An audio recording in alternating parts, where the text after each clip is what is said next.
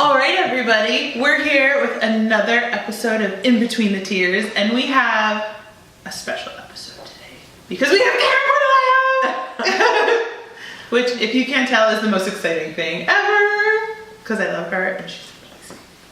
Thank you for being here. Well, I'm very excited to be here in your amazing, incredible facility. Your classroom is... Thank you. Really, you guys have to come here. It's spectacular.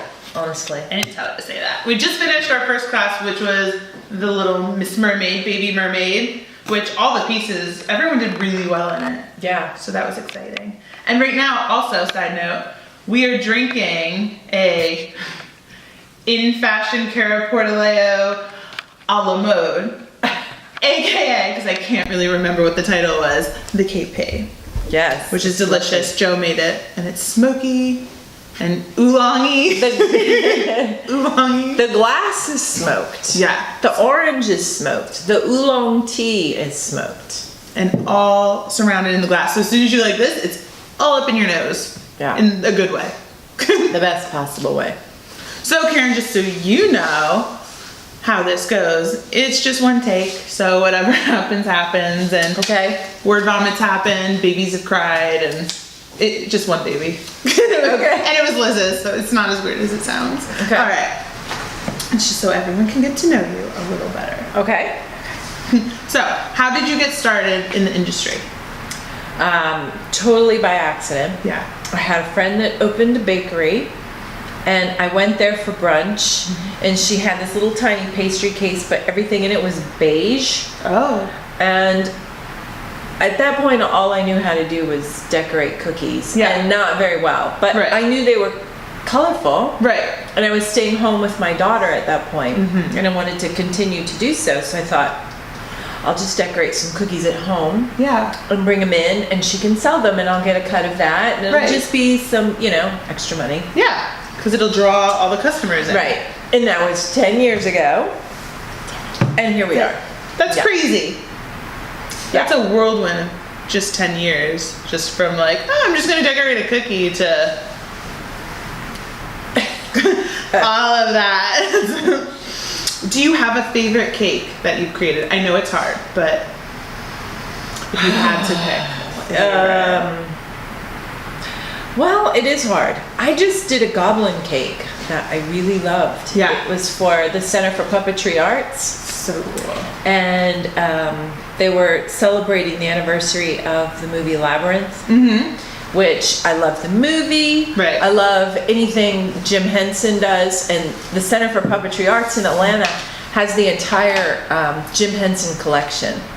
So And then it really has everything. Yeah, it does. I need to go. It truly does.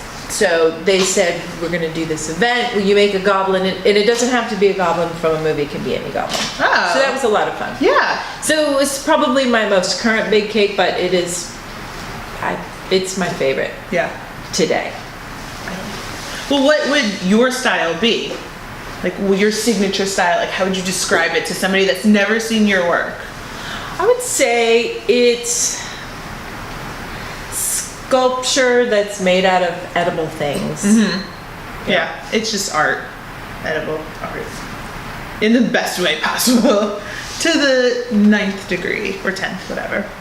Oh, this was actually a question somewhat asked by someone today that they wanted to know from you. Okay. So as an artist that's worked with so many mediums, what is it that you love about working with cake? Like, why cake out of everything you've done? Well, originally, like where I was saying, I stumbled into this by accident. Yeah. So before this, I did clay. And so I was doing teapots, and I was making things. This is still figurative, kind of like I do now. Yeah. And so with what I liked about teapots is that it's sculpture, right? And it's clay, and you can look at it, and it's got the visual impact. Yeah. But the concept of the tea was that it also, when you put tea in it, now this thing is warm, and usually they're figurative. So now you've got some warmth, and the tea has an aroma. So I loved the idea that you were experiencing this sculpture. It wasn't just sitting there, right? And Right. had a whole other level of experience. That was just the first part of the whole thing that you see it. Right, you're using more of your senses. Yeah. And then when I got into cake, I was like, wait a minute, now we've got, it's that thing where you walk into a room and you smell cake. Right. People walk into a room to this event and they're like, there's cake here. Especially when it's a really big cake, right? Mm-hmm. It just takes over. We can't smell it anymore. Right. But we're immune, but... Yeah. But everybody else can smell it. And so it's that thing, everybody's kind of initially seduced by the smell. And right. So where's the cake? Where's the cake? And they see it visually. There's that whole visual other surprise. Right. And then there's that, oh, it can't be cake, it can't be, that's, and you cut it open and everyone's surprised, it's cake. And then they're taking this thing that they've experienced with these other senses and they're eating it. Like they're cutting up, they're taking a little piece of this and now they own it. Right. And they're going to taste it. And of course, I want it to be delicious. So of course. At this point now, I mean, I still work in other mediums, but no other medium has the spectrum of experience that cake does. With all the senses and all the ways to experience it and all the ways to be excited about it. Right. And I kind of also like the fact that, and then it's gone. Right. I like that. Yeah, that it's like, it is one of a kind. Like, you see it, and if you're not there, you missed it. Right. And everybody has a piece of it. Everybody's kind of... And when I was doing clay, everything was photographed, right? And then we would sell the piece.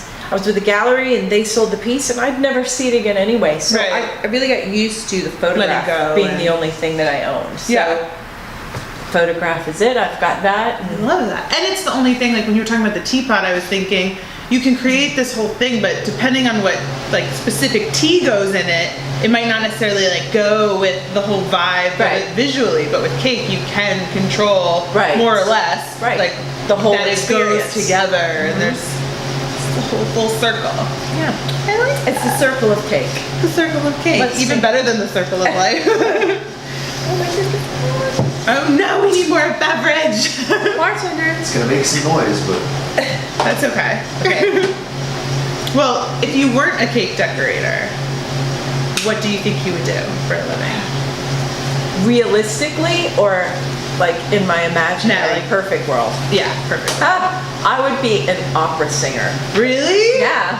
I love everything about it. I love the music. I was gonna say, would you be like the typical, like the initial opera singer, which I know is just stereotypical, is like the braids, like the busty. Oh, I would do it all of it. Yeah, it's about the costumes. It's the sets. It's the drama. Yeah, it's the drama. I would have permission to be full of drama. I would love that. And sound and loud. I'm like, but I can't sing, so that wouldn't. I can't sing like that. Right. But in my imaginary world, I can. That would be awesome. It's great. And I'm pretty great in my head. In my imagination. I'm such a good opera singer in my alternate universe. Yeah. I'll see you in your alternate universe. I'll buy tickets. Oh, he's blowtorching. Yeah. Ooh, the smoking. It's fun. This is no joke. So these glasses, there's smoke happening in these glasses. Can we look at this? Look at this is not just and like we're drinking tequila. This is oolong tea. That's my guy. Yeah. I'm making that. What's that smell? So good. It's like it's not like a campfire, but just that smokiness. You just wanna curl up. Like, who gets this? You get this. No, you get this. I'm like, this isn't like a nightly thing, but it's amazing. Look at this. It's beautiful. Love. It's just love in a cup. Which Joe also etched our cake logo on the cup because he's amazing. Stop it. It's look at that. So nice. Wait. There's more. I told you guys it's live. And drinks are priority. Oh, we can bring it. Here we go. This is no joke, people. Yeah. Okay. He lit the essential oils from. I think there should be the like orange applause zest, and that's what it was. Okay. Cheers again. Cheers. Oh my god. Mine's still. Now this is a cocktail that you that you experience with other senses. Right. Visually, it was amazing to watch. You get make excited that. about it before you have it. Right, and it's, you know, we're smelling it. What is that? That can't be a cocktail. And then, you know. Smoked oolong tea. And each is better. Smoked oolong tea. The process is gorgeous. This people. You don't get this at every case school. It's here. If you want this, you have to come to Stack. Order the KP when you come. It'll just come right for you. Right.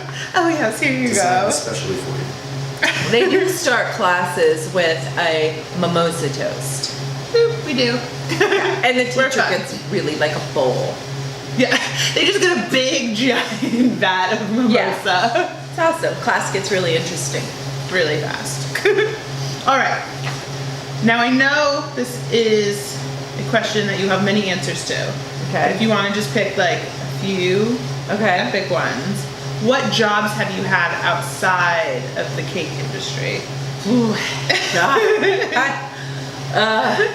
She was literally just saying, I think yesterday, that she's literally had like 100, 1,000, something crazy. Yeah. A crazy amount of jobs. And it's a spectrum. Right. I have done clay. Yeah. Sculpting, like I was saying. But Right. I also had my own prop and set company for 17 years. So cool. So I built, and it fed directly into cake, because with props and sets, I was working with fashion photo shoots. Yes. So you have to create either a room or an object that has to last a few hours. Right. So that's all for perfect. one moment. Right. It's a perfect translation to cake. You have Yeah. to build structure. You have to be able to transport this thing, and it doesn't have to last very long. So, Right. but I also I taught ballroom dancing. Really? Yes. What kind? Like all of them, all of the ballroom dancing. But I was like 16, right? So I would wear my prom dress. We wanted to do, oh my God. I had a prom dress, was my only, so you go and you practice and you teach classes, right? And then they have one night where they invite people in. Right. And everyone dresses up and you dance with people and That's you like try a and movie. convince them to sign up. Yeah. I want to do that. That's what you're doing. You're gonna start doing that again, right? Yes. We're having Karen Portaleo here, January 2017 for ballroom class. Just kidding. But Don't I wait was for 16, that, so that was like but last 10 years year. ago. That was like 5 years ago. We can remember back then. Yeah. Okay, now some really serious questions. Ready? Good thing you took a big drink. That's so good. What is your favorite food? My favorite. She got nervous. She's like, My favorite food is tough, but I can tell you what my favorite ingredient is, and That then all works. of my favorite foods Yeah. are made from that ingredient. Yeah. And that would be white flour. Because I love pasta. yeah. I love bread. Yes. I love pasta and bread. So anything made with white What about bread? cake- Bread. Bread. I Oh, love. that's a good one. I love bread. Biscuits, bagels. Bagels. Yeah, I'm a white flour person. Scones? I am scones. Scones. Scones. Yeah. For sure. Yeah. Totally That's scones. a Unless good- they have white chocolate in them. I don't. That's okay. We don't need that. Yeah, no, you don't need that. No one needs white chocolate in Mayonnaise their blueberry. scones. You people. Stop it. What's your least favorite food? Oh, white chocolate and I was like, is it really? That's your least favorite? No. My least favorite food. It is goat cheese. Really? I don't think you're supposed to eat that. I put No, it in you my mouth definitely are. and I'm like, it tastes like. Have you ever accidentally gotten deodorant in your mouth? No. Well, it tastes. My wishes are real deep.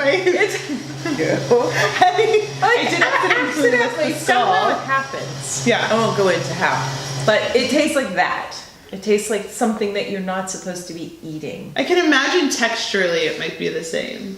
Yes, stick deodorant. Gross. We should probably. I'm just Yes. okay. I need to just get it out of my head. And that worked. and I don't like eggplant. Okay.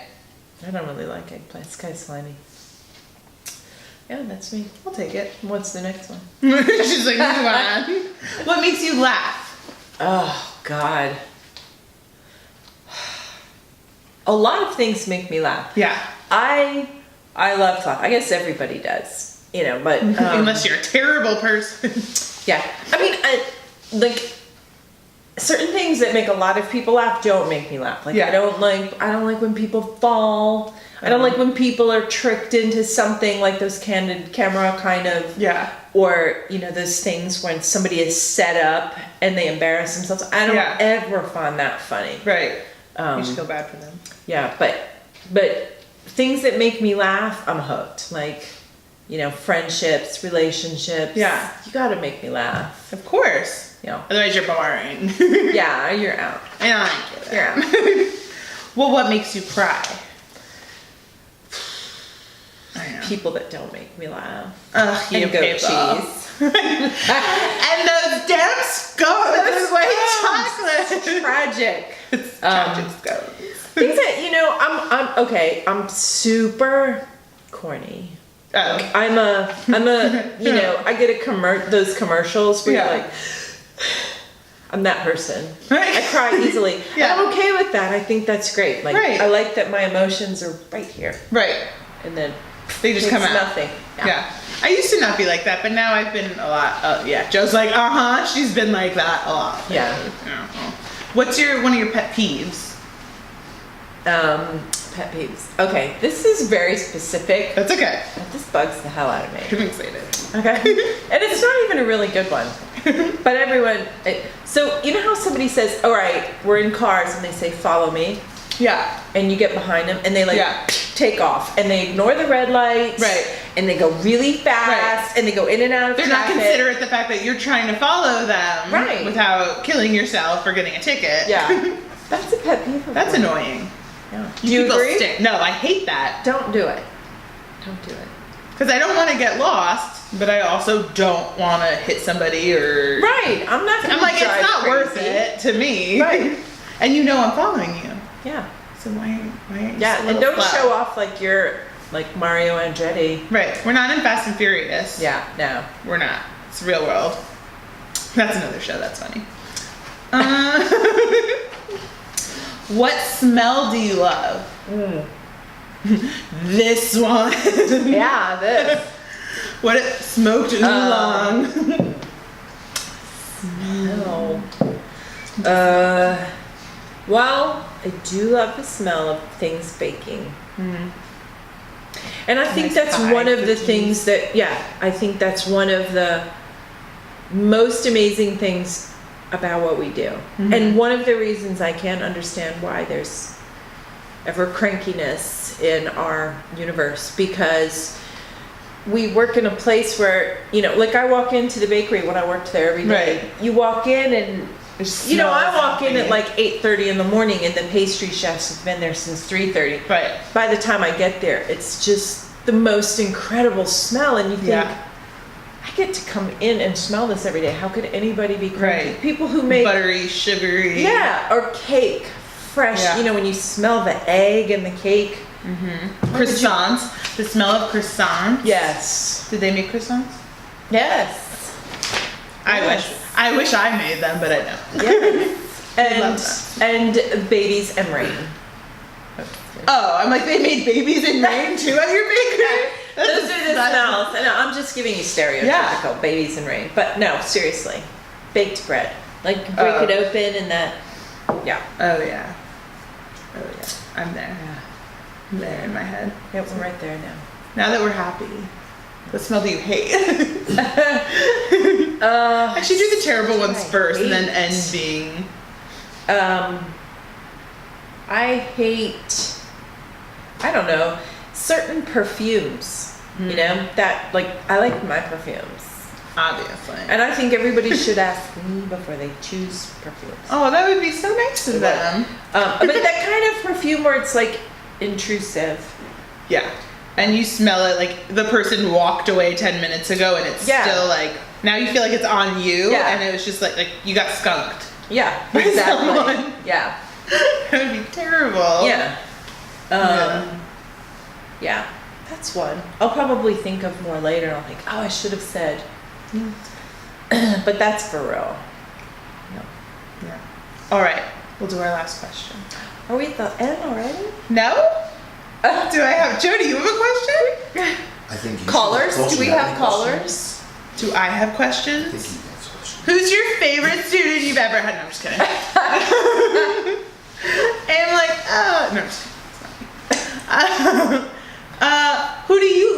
Who do you get inspiration from? Like, not necessarily, it could be a cake person, it could not be a cake person, just someone you might look to and be like, oh, it's awesome that they do that. Oh, I don't know. I mean, I've got some pretty packed Pinterest pages. Yeah.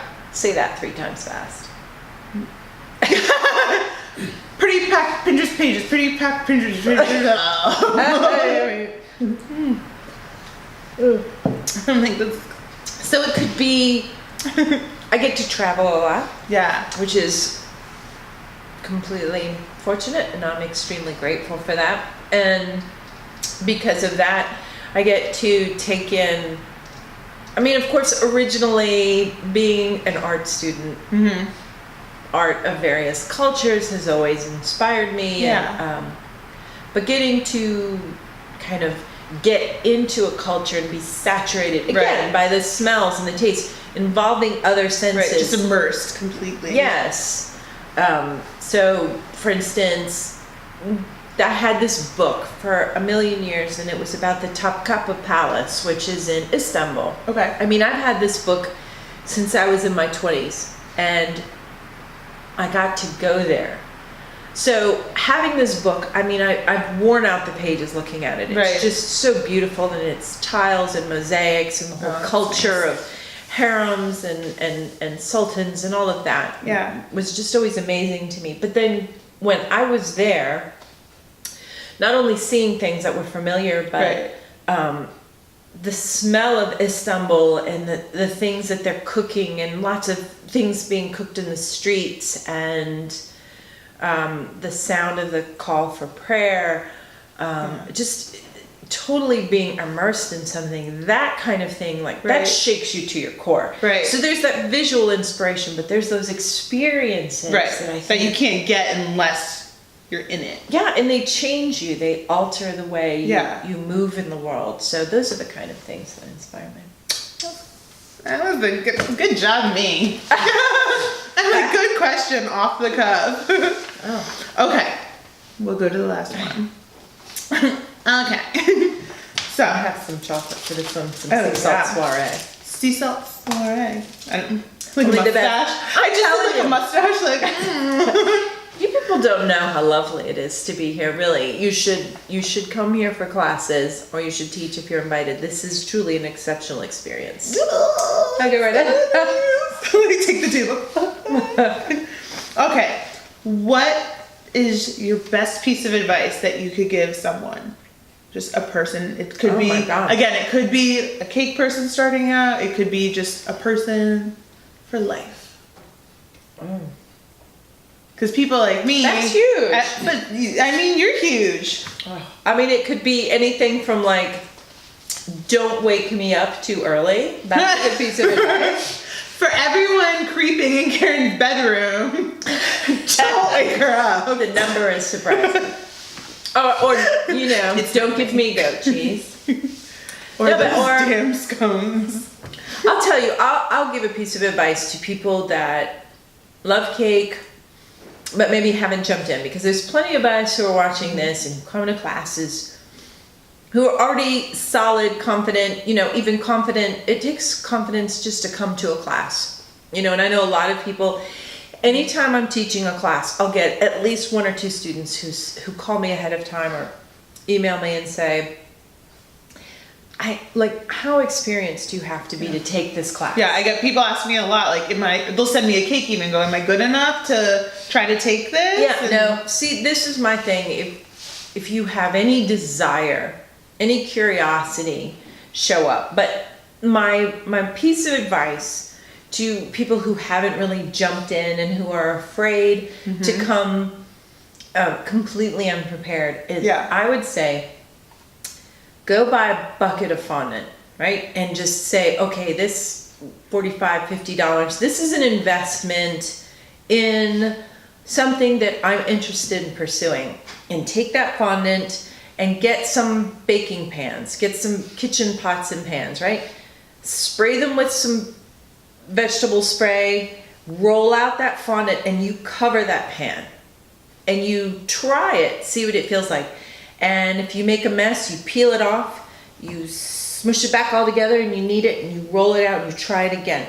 Take it and play with it. Don't start out making your initial attempts precious. Don't think you have to start with a wedding cake. Start with getting used to the feeling of fondant, cover things, and then once you're good at covering, round pots and pans, then find something else in your house. Find another object and cover it. Try a more complex shape. Yeah. That's all you need, because that right there, that's the most complex part of jumping in. It is. So it's getting the scariest past thing. Right, but I mean, for $45, you can get yourself far past it. Oh, and yeah.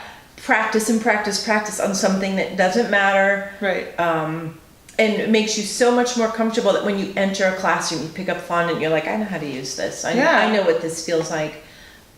I'm ready. Yeah. Which, by the way, I've seen people, personally, as a student, in your class that have never even touched fondant and still come out with a piece to be proud of. No, but on the same, kind of like on a similar note of what you just said as your advice, like I've told students, because I know in other countries, in-person classes are a lot more, they just happen a lot more. It's just a lot more of a regular thing than in the US. And what I've been telling a lot of people here is that I said it's an investment into possibly your career if you're in the field. It's a investment in your passion and just overall then yourself. Because that's, I mean, most people, I'm sure, kind of including us, don't do a lot of things just for us that like make for us being happy. You do a lot of things for work, for other people, family, friends, but you have something all encompassing here that you get to meet people, you get to do something you love, learn, and you kind of also get away. We had a student today that was like, this is my getaway, even though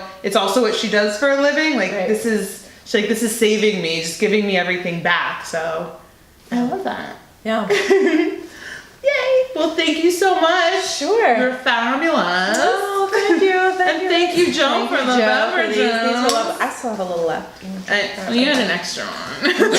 All right, guys. Well, thank you so much for watching.